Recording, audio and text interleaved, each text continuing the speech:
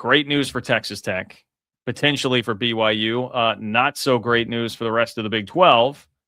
We seem to be headed toward totally uncapped spending in college sports, namely college football, where that will affect things the most.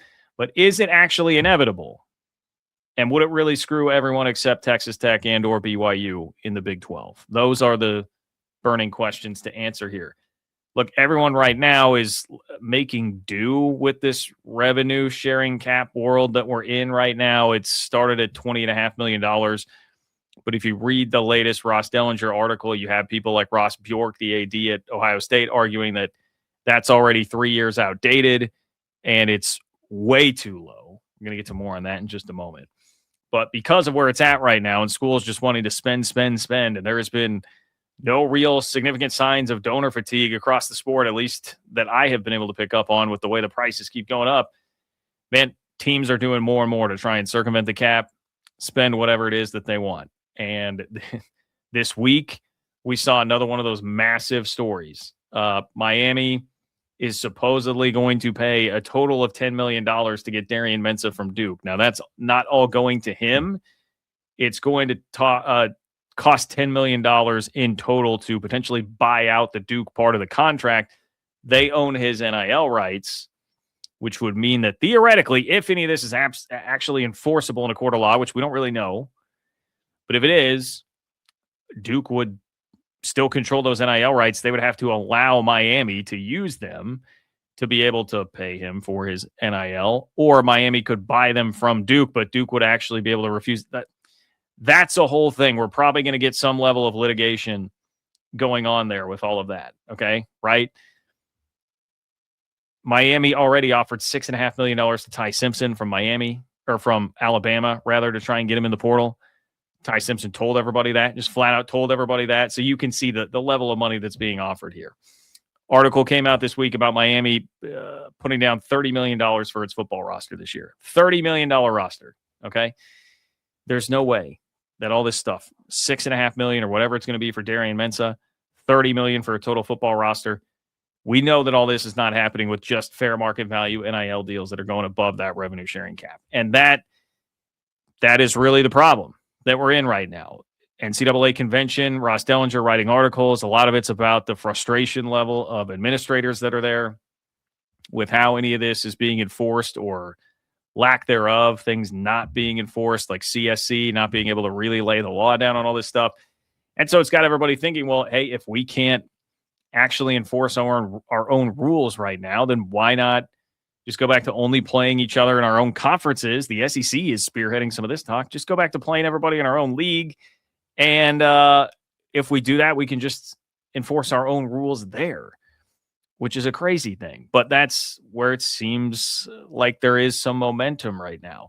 But there's another thing that's getting a lot of momentum. And that is the other piece of what Dellinger wrote about with his latest article. And that is moving toward no revenue sharing cap. If we're going to have all this trouble enforcing things and who can spend what and over the cap and what, instead of just going in-house and only playing ourselves, why don't we just say total free-for-all? Feels like a total free-for-all right now, but it's technically not. What if we just go total, complete free-for-all? Here's Dan Radakovich, the athletic director at Miami. Quote, "The idea of capping compensation has never worked in this industry. The model we have right now is really difficult to enforce. People who feel like they want to invest should have the ability to invest." Well, if you're the Miami athletic director, it certainly makes sense that you would say that, seeing as your $30 million roster is about to play for a national championship tomorrow night. Here's a little bit more from him. Over time, if we have this kind of open system, economics will bring things back to a more normal circumstance. This model would allow this to be fair to those who want to invest and allow the market to settle. It will settle over time. It always has. I mean, this basically is just one massive capitalism argument. Like, hey,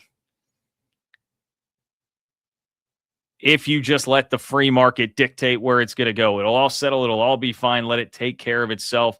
No guardrails, no limitations, no anything like that. That's basically the argument here. Maybe there's a world where eventually these prices start to come down. It's hard for me to see that right now, but perhaps he is right that in some ways it will settle, or maybe settling actually means This is a question for Big 12 fans. Does settling actually mean it will price out teams who can't compete and will get a new highest level of the sport just by those who actually can keep up with the Joneses if the money is going to keep increasing each and every year? But it's not just the Miami AD that is speaking on this. Here's a little bit more. This is from Ross Dellinger's article. I'm just going to read here. He says, roughly 6 months into college sports' new revenue sharing era, many of the highest ranking college admins are supporting abandoning the roster spending limit. So he says many of the highest ranking college administrators are supporting abandoning the roster spending limit.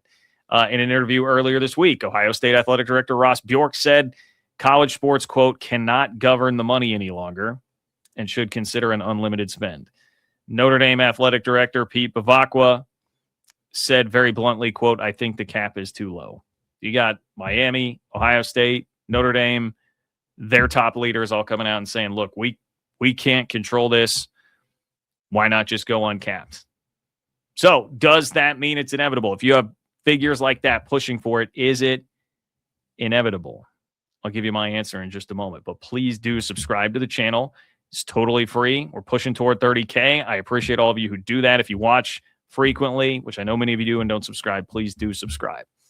Look, there's a lot of firepower getting behind this. You've got mounting frustration, as has been well chronicled, as I mentioned, from earlier this week at the NCAA Convention, and it's well-earned frustration. I think anybody who's in the college sports space right now definitely understands being frustrated with where things are at. And I do understand how you'd look at that and say, well, that seems like a fairly easy fix to at least eliminate some of the headaches we're having right now. Just say, hey, there's no rules on it. Go spend what you're going to spend, pay for play, pay the guys to play, just whatever you want to do it. And that will cut out a decent amount of the headaches here where people don't know exactly what they can or should do and what does the deal have to be structured like and all of these things.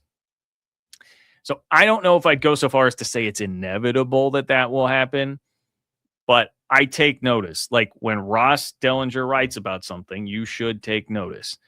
That generally means there is a lot of sentiment pushing that way. It's not infallible because Dellinger wrote a lot about changing the college football playoff format to the 4-4-2-2 model, which would have had 4 auto bids for the SEC and Big Ten and 2 each for the Big 12 and ACC. And then that did not happen. A resistance of sorts was put up by Brett Yormark, Jim Phillips, even Pete Bavacqua at Notre Dame, and that actually did not wind up happening. So it's not a total formality. It's not completely inevitable. But combine the fact that you've got hitters as heavy as the list that I just rattled off there with Ross Dellinger feels comfortable that it's a big enough story to write about right now. And it certainly seems like there's a very real possibility that this could happen and happen fast. Like, how long has it been here that we've been sitting here talking about revenue sharing? We're very new into this, and things change rapidly every single year. It's wild how much things change. So what does that mean for the Big 12? I know all of you here being Big 12 fans, most of you anyway. That's the question you're going to ask. What does this mean for the Big 12, John? Well, I mean, I think it would be great news for Texas Tech, uncapped spending. I don't mean to just be the stereotypical guy here, but uncapped spending would certainly be advantageous to Texas Tech. Tech is going to spend with anybody in the country. I don't think anybody doubts Texas Tech's ability to spend. Now, that doesn't mean that the only reason Tech wins is the money.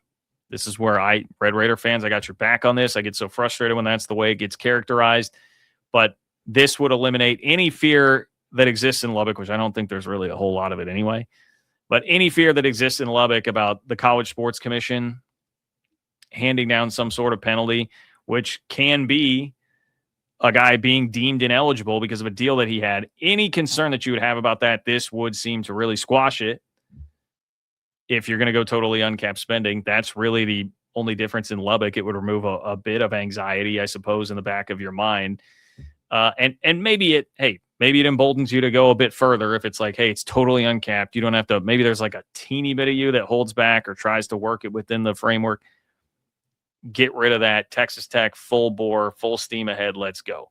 BYU seems like it's kind of in the same boat, especially now that they've had to step up to keep Kalani Sitake with an extra 10 to 15 above the rev share cap. Here's a little bit more from the article. Wouldn't an uncapped market mean the wealthiest programs in the country would outspend others? And Dan Radakovich, the AD at Miami, says, aren't they now?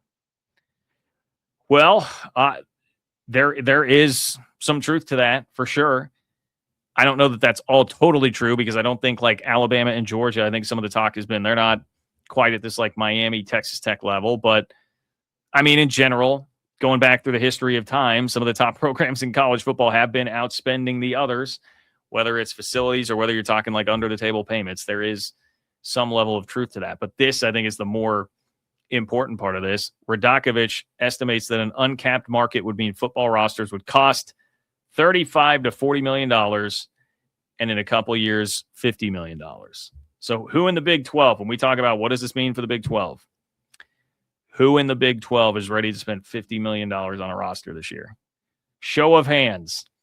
And we had Jamie Pollard at Iowa State talking about, do we want to be Northern Iowa or do we want to stay being Iowa State within the last calendar year? And that was in response to just hitting the revenue sharing number, right? Like now we're talking about $50 million. That's going to price some teams out in the Big 12 of having the financial capability to compete at the highest level. I think that much is pretty obvious here if that's going to be the number. Now, most Big 12 schools are not spending up to $30 million right now, which is what Miami is spending to be in the national championship game. I don't think Indiana is quite that high, but if you're going to be at the highest level of the sport right now, it is fair to say, well, the Big 12 is not really there right now. Okay. But I just, with how crazy this is, it's hard now in the moment to see what would actually curb this if you went to that, where the market would sort itself out and things would sort of even out and it wouldn't just be more and more and more and more ridiculous. I mean, like, look at baseball.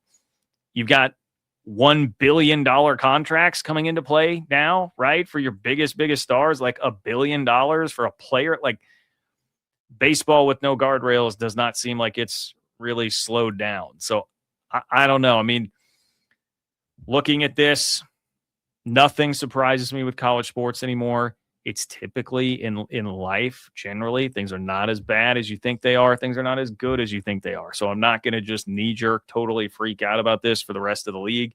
But what it certainly seems to be to me is that it is just pushing us further and further down the path of Texas Tech's going to be in really good shape. BYU should be in really good shape. Everybody else is going to have to really fight and scrap. And that definitely leads me into the next point, which is about BYU and Texas Tech running this league right now, which some of this was on display with what they did on the basketball court on Saturday. Okay. Please like the video, subscribe to the channel. Appreciate all of you guys who do that. And hey, if you are watching live, ignore this. But if you're watching on a clip and you want to learn more about how the SEC and Big Ten might move to just playing conference games, playing nobody else, and making their own rules, click here.